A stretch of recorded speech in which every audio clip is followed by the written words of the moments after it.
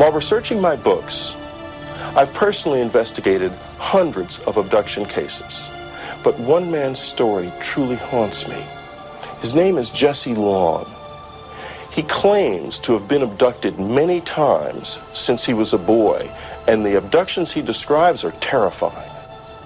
If what Jesse tells me is true, then there is a very surprising future in store for all of us.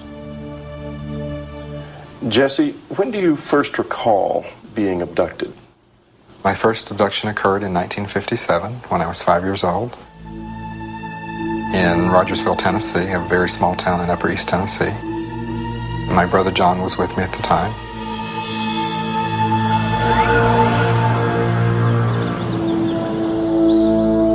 Above the hill behind our house, we came upon what appeared to be a round house under construction. And one man, a taller-looking figure, he had a rod, long rod in his hand. A light was emitted from it, and we were paralyzed.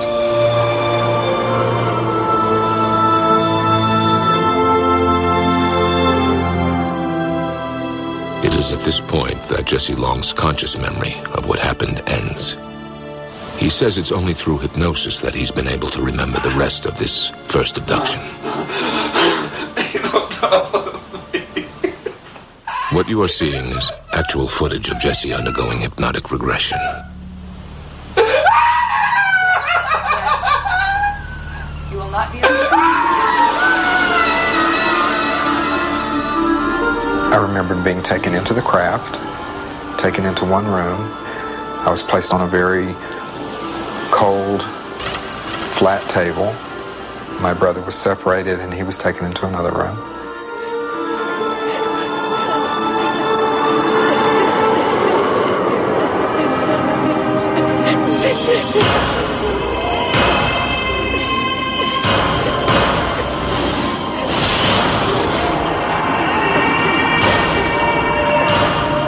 They were doing something down to my legs. I could feel them poking and prodding around my legs.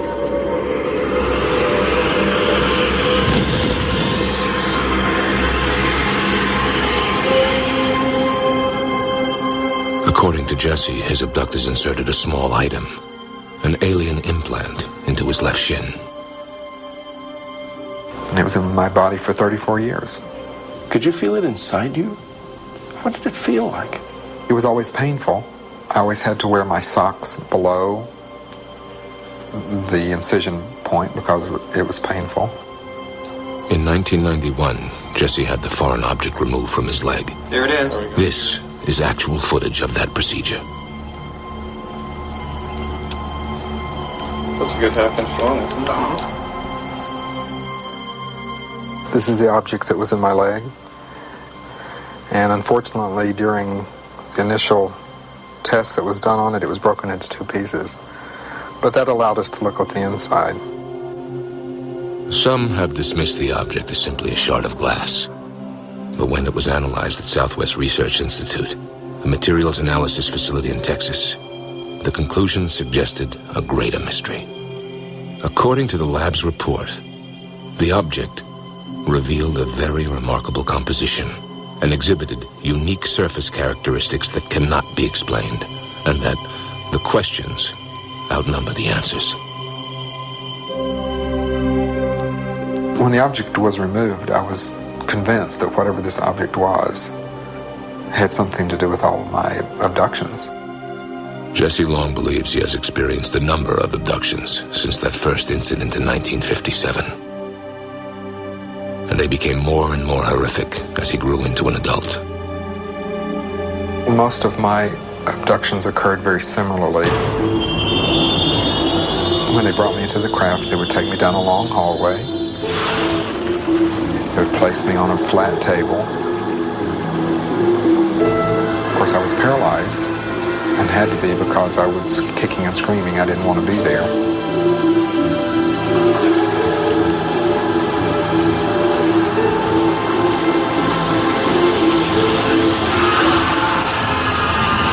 The experiments on the table included a sperm extraction. The sperm extraction procedure is the most traumatic.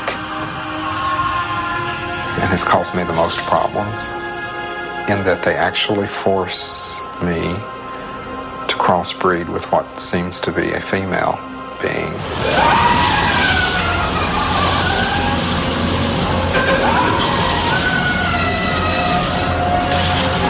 Okay, you're gonna wake up. 1, 2. And those people tend to be the people who are boundary deficit disordered. They have problems with relationships. They always say, I've always felt like an outsider. I don't feel like I belong. They can't hold jobs. They just have a tough time in life. And telling this person who's been lost and outside and alone that they do belong, that they're an abductee, that they have an identity, and that there are other people just like them, answers all of those questions for them. Jesse, when you tell people about your experiences, do they believe you? You know, it's not my job to convince anybody. It's my job just to tell you what I've experienced. If you believe it, fine. If you don't believe it, I don't care. This is evidence that can't be ignored, and the story just gets more and more disturbing. What Jesse says happened to him in 1990 may answer the question that hangs over every abduction account. Why is this being done?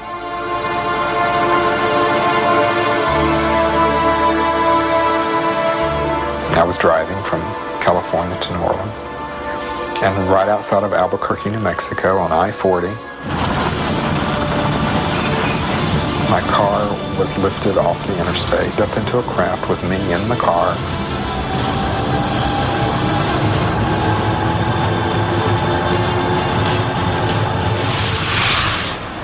I was taken aboard the craft, placed on a table.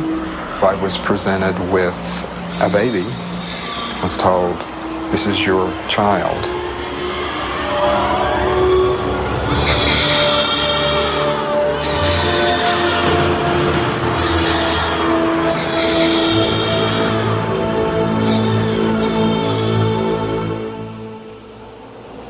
What happened then? And there were 9 other children standing along the wall. They all looked at me, and I could see, yes, they were mine. Each of the children who were standing along the wall walked up to me lying on the table, and they each touched my hand as they walked by and looked me straight in the eyes. And they walked on out of the room. And the message I was getting from them was, "We're okay. Thank you." If you could confront your abductors, what would you say to them? If I could sit down with one of them right now, I'd ask them one question. I would want to know why me and for what reason. We have thousands and thousands and thousands of people coming forward with these cases, not only around the United States, but around the world as well. David Jacobs based his book The Threat on the explosive issue of hybrids, the crossbreeding of aliens with humans.